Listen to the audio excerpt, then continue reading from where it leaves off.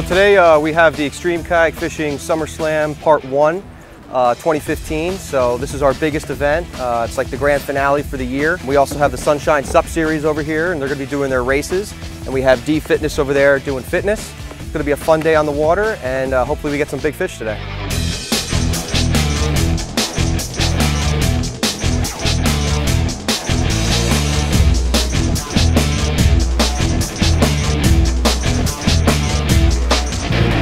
I'd like to thank everybody. It's going to be an awesome day and just great turnout for everybody. We have over 120 stand-up paddle boarders and over 150 kayakers, so it's going to be a great day. And CrossFit's going to be going down with the D-Fit. If you weren't here, you missed it.